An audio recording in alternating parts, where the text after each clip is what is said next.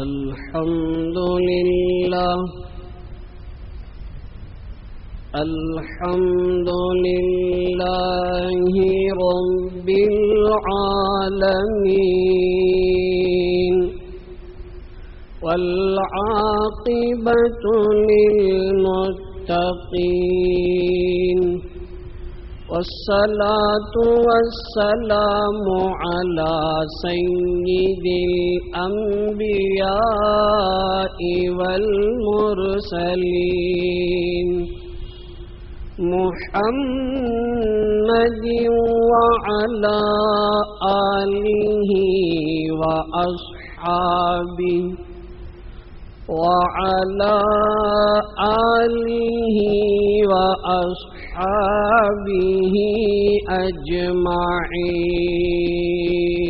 أجمعين أما بعد فقد قال الله تبارك وتعالى أعوذ بالله من الشيطان الرجيم بسم الله الرحمن الرحيم يا أيها الذين آمنوا استعينوا بالصبر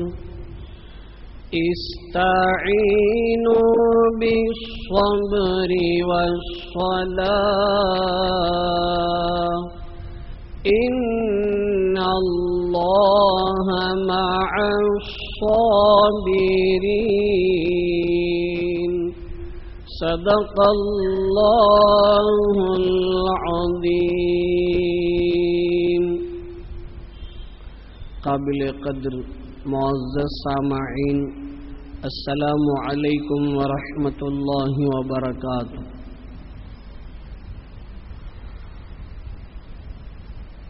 اس وقت آپ کی خدمت میں سورہ بقرہ کی ایک مشہور آیت کریمہ پڑھ کر سنایا گیا ہے. اس سے پہلی آیت میں اللہ نے یہ پیغام دیا کہ اے میرے بندو، میرا ذکر کرو، مجھے یاد کرو، میں تمہیں یاد کروں گا. بندوں کا اللہ کو یاد کرنا، اللہ کی اطاعت و فرما برداری کرنا، اللہ کا بندوں کو یاد کرنا، اپنی نعمتوں سے نوازنا. پھر آگے ارشاد فرمایا میری ناشکری مت کرو بلکہ میری نعمتوں کی شکر گزاری کرو. اس مضمون کو بیان کرنے کے بعد آگے اللہ نے فرمایا یا ایھا الذین آمنوا، اے ایمان والو سنو، استعینوا، مدد طلب کرو، مدد چاہو. قرآن مجید کی ترتیب کے اعتبار سے جو سب سے پہلی سورت ہے سورہ فاتحہ ہے. کوئی نماز ایسی نہیں جس میں سورہ فاتحہ نہ پڑھی جاتی ہو، اور سورہ فاتحہ میں شروع کی آیات میں اللہ کی تعریف، اللہ کی بڑائی ہے، حمد و ستائش. اس کے بعد جو آیت شروع ہوتی ہے ایاک نعبد کہ ہم تیری ہی عبادت کرتے ہیں، وَإِيَّاكَ نَسْتَعِينُ اور تجھ ہی سے مدد چاہتے ہیں۔ مدد اگر کوئی کر سکتا ہے تو وہ خالص اللہ کی ذات ہے۔ دنیا میں اللہ نے اس مدد کرنے کی جو اللہ کی صفت ہے اپنے بعض مخصوص بندوں میں پیدا کرتے ہیں۔ ہم دیکھتے ہیں دنیا کے اندر ہر کوئی کسی کی مدد نہیں کرتا ہے۔ مثال کے طور پر اللہ ہم سب کو عزت کی زندگی دے رہے ہیں، آخر دم تک ایسی ہی زندگی سے اللہ تعالی ہم سب کو نوازتا رہے۔ دنیا میں کچھ لوگ ایسے ہیں جو راستوں میں، سڑکوں میں ہاتھ پھیلا کر مانگتے ہیں، جس کو ہم بھیک مانگنا کہتے ہیں۔ تو ہم دیکھتے ہیں کسی جگہ کوئی کھڑا ہو کر مانگ رہا ہوتا ہے، گزرنے والے اس راستے سے کئی لوگ گزرتے ہیں، اس مانگنے والے کی آواز ہر ایک کی کان پر پڑتی ہے، کوئی ان کو دیکھتا ہے، کوئی اس کی آواز سنتا ہے، تو ادھر سے لوگ گزر رہے ہوتے ہیں۔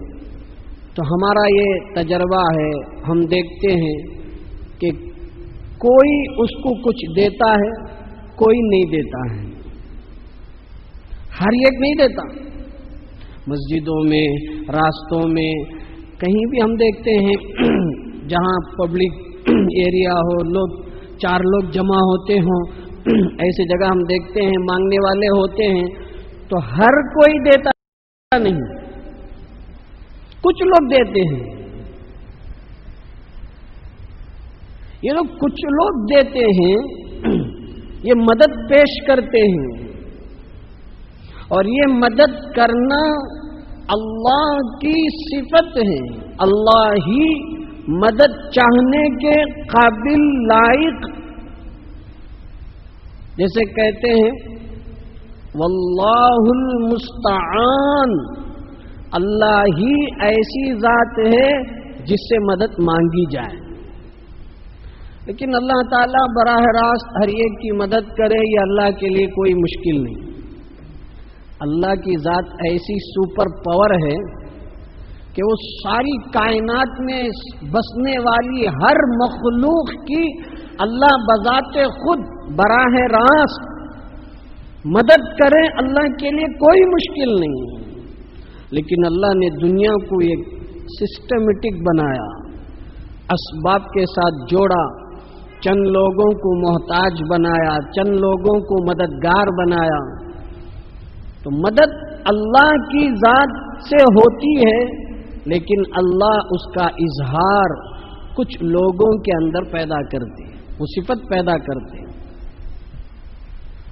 لیکن اس کا یہ مطلب ہرگز نہیں ہونا چاہیے کہ لوگوں کو ہی مددگار سمجھنے لگیں،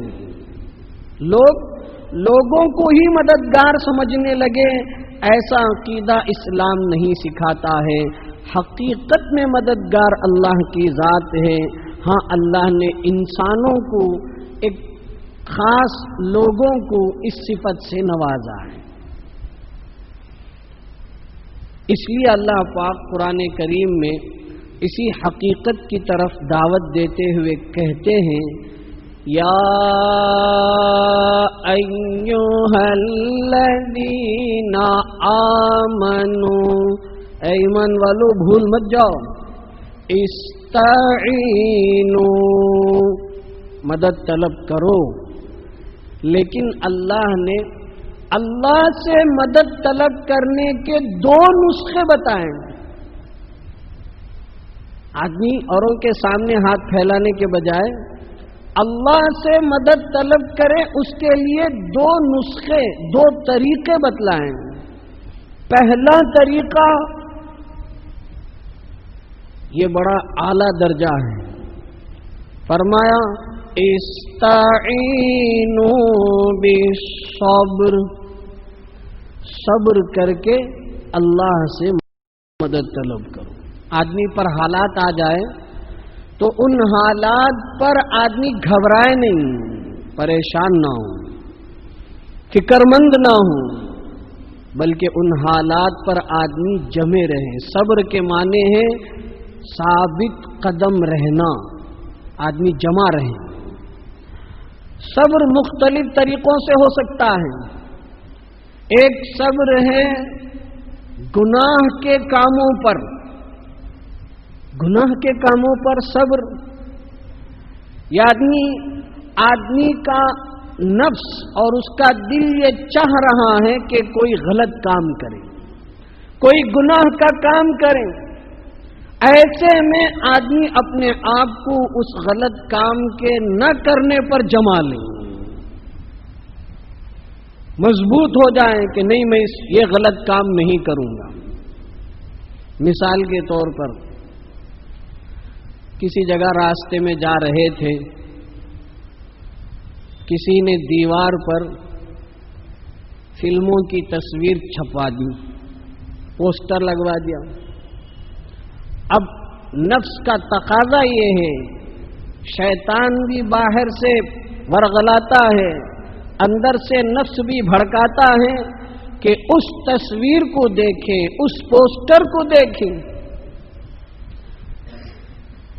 لیکن آدمی اپنی نگاہوں کو نیچے رکھ کر، اپنے آپ کو کنٹرول میں کر کے، اپنے آپ کو مضبوطی کے ساتھ تھامتے ہوئے دیکھے بغیر جاتا ہے، تو اس کو کہتے ہیں گناہ پر صبر کرنا۔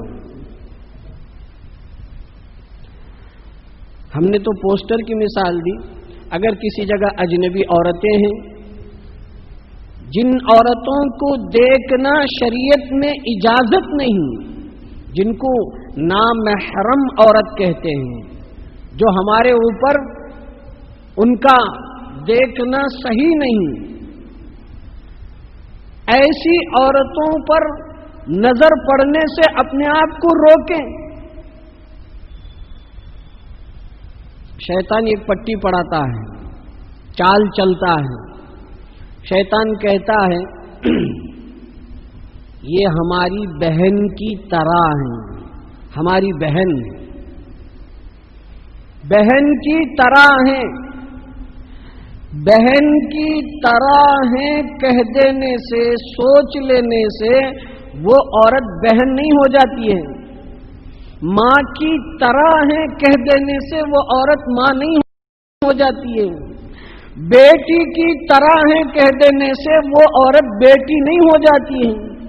شریعت میں اگر تمہاری بیٹی ہے تو بیٹی رہے گی، بیٹی کی طرح ہے سمجھ لینے سے بیٹی نہیں ہو جائے گی۔ شریعت بھی کوئی ایک چیز ہے، ایسا نہیں کہ ہم نے سمجھ لیا۔ تو جن خواتین کو دیکھنا منع ہے تو نفس کہتا ہے کہ دیکھو، لیکن ہم رکے رہے، اپنی نظر کو ان پر ہم نے ڈالا نہیں، تو گناہ پر ہم نے اپنے آپ کو روکے رکھا، تو یہ ہے گناہ کے کام پر صبر کرنا۔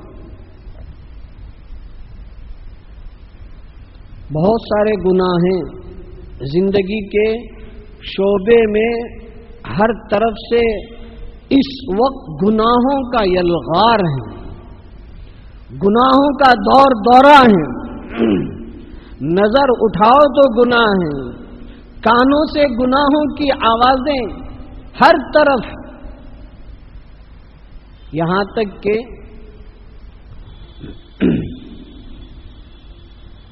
آدمی اپنا موبائل فون اپنے پاس رکھتا ہے جی، اس میں ایک ہوتا ہے رنگ ٹون، ایک ہوتا ہے ہیلو ٹون۔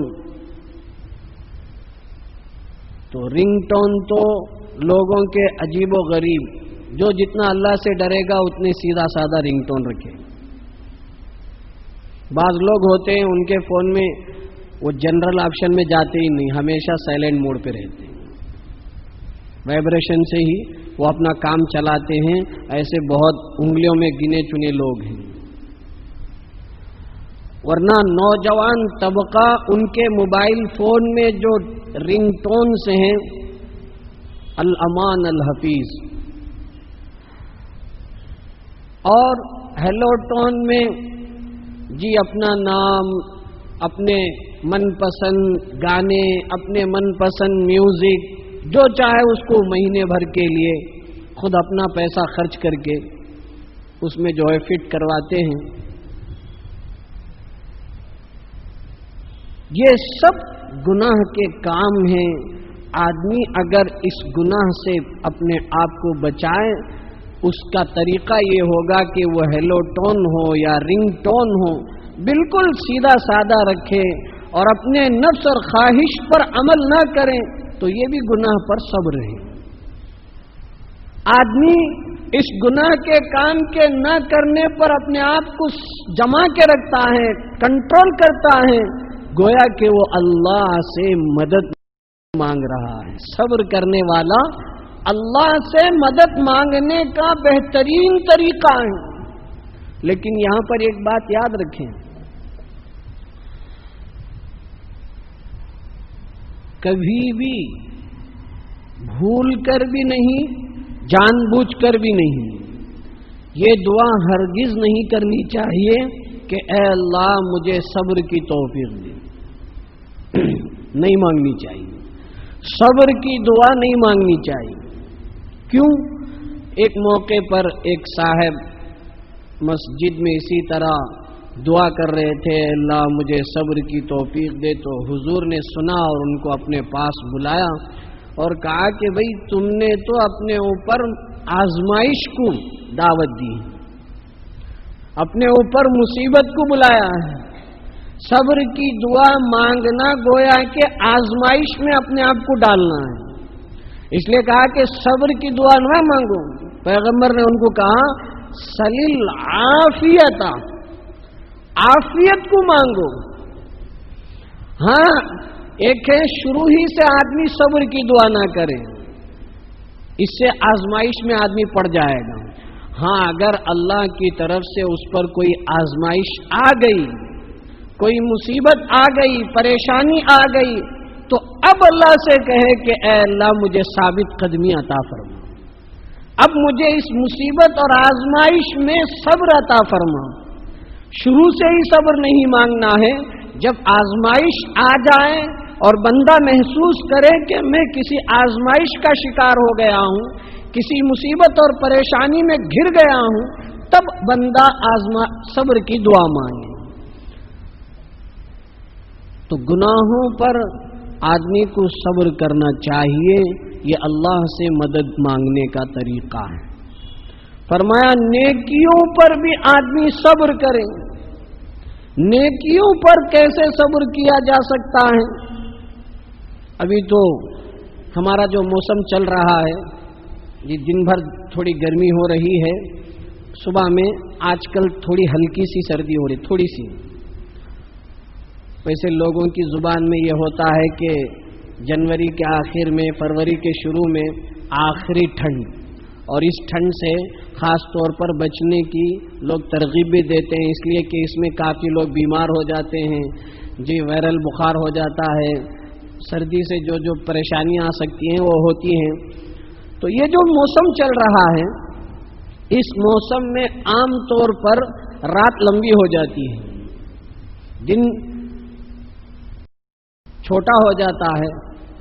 فجر کی نماز 6:10 کو پڑھتے ہیں تو پھر مغرب کی نماز 6:10 کو ہو جاتی ہے اور رات لمبی چلتی ہے. ٹھنڈ کے موسم میں رات لمبی ہو جاتی ہے اور دن چھوٹا ہو جاتا ہے. اب لوگ رات لمبی ہوتی ہے اس لیے دیر سے سوتے ہیں، جیسے کہ معمول ہو گیا ہے، عادت پڑ گئی. اب جب دیر سے سوتے ہیں تو صبح کو جب 5 بجے کے بعد میٹھی نیند لگتی ہے، اسی وقت شاندار نیند آتی ہے. بستر بھی گرم ہوتا ہے، جی حالات بھی ایسا بنا ہوا ہوتا ہے، ماحول بھی بنا ہوا ہوتا ہے کہ اب آدمی کو اس وقت ہی آنکھ الارم بج رہا ہے تو بھی ہاتھ کے ذریعے سے وہ خود بے خیالی میں آف ہو جاتا ہے. جی یہ عام طور پر سب لوگوں کے ساتھ، میرے ساتھ بھی ہوتا ہے، آپ کے ساتھ بھی ہوتا ہے، ایسا نہیں کہ کسی کسی کے ساتھ ہوتا ہے، یہ جنرل ہے، یہ عام طور پر ہوتا ہے۔ اس میں شیطان کا بھی دخل ہے، نفس کا بھی دخل ہے، ماحول کا بھی دخل ہے، ساری چیزوں کا اس میں دخل ہے۔ تو اب کیا ہوتا ہے کہ آدمی قریب صبح کے اٹھنے کے لیے تیار نہیں ہوتا ہے جی۔ اب کہا گیا کہ ایسے وقت میں تم اٹھو، اور گرم پانی کا انتظام ہے تو ٹھیک ہے، ورنہ ٹھنڈے پانی میں ہی وضو کرو۔ تو یہ سب جو نیک کاموں پر جو تکلیف ہو رہی ہے، اس پر آدمی صبر کرے، اللہ کے لیے صبر کرے، برداشت کرے، ثابت قدم رہے، ڈرے نہیں، گھبرائے نہیں۔ گرم پانی مل جائے تو ٹھیک ہے، یا ٹھنڈے پانی سے ہی وضو کر لیا، آگے بڑھے۔ تو پھر یہ اللہ سے مدد مانگنے والا ہے، نیکی کے کاموں کے ذریعے سے اللہ سے مدد مانگی جا رہی ہے۔ اور یہ کہیں صبر، میں نے یہ موسم کے حساب سے ایک مثال دی ہے، ورنہ نیک کاموں کی بہت ساری مثالیں ہیں۔ جتنے بھی نیک کام ہوتے ہیں، آدمی کا دل فوراً ان کو کرنے کے لیے تیار نہیں ہوتا ہے، چونکہ شیطان بھی ہے، نفس بھی ہے، ماحول بھی ہے۔ اس لیے اس نیک کام پر کرنے پر جو تکلیف آئے اس کو برداشت کر لے، اسی کا نام صبر ہے۔ ایک ہے مصیبت کے وقت آدمی صبر کرے، جمے رہے۔ مصیبت عام ہے، اللہ نہ کرے، اللہ نہ کرے، کسی کی تجارت میں نقصان ہو گیا، امید تھی کہ تجارت سے فائدہ ہو، لیکن اچانک نقصان ہو گیا۔ کسی کو جی اس کا عزیز پیارا کوئی انتقال ہو گیا۔ بہت ساری شکلیں ہیں جس میں آدمی شروع ہی میں پریشان ہو جاتا ہے۔ کہا گیا کہ شروع ہی میں جب آدمی صبر کرے، زبان سے شکایت نہ نکالے، دل سے بھی اس کی کوئی برائی نہ کرے، جمے رہیں۔ ہاں اگر آنکھوں سے آنسو آ جائیں تو یہ منع نہیں ہے، بے ساختہ اگر آنسو آ گئے کسی پریشانی اور تکلیف میں، کسی کے انتقال میں، یا تجارت کے نقصان میں، یا کوئی بھی پریشانی آئے، اچانک اس کے آنکھوں سے آنسو آ جائیں تو یہ منع نہیں ہے، یہ فطری ہے، نیچرل ہے، لیکن اس کی شکایت زبان سے نہ ہو۔ تو اس طریقے سے صبر کے ذریعے اللہ سے مدد طلب کرنا۔ یا ایھا الذین آمنوا استعینوا بالصبر والصلاۃ، پہلی چیز صبر کے ذریعے سے اللہ سے مدد مانگیں۔ باقی باتیں انشاءاللہ آئندہ جمعہ عرض کی جائیں گی۔ اس وقت ایک اعلان یہ ہے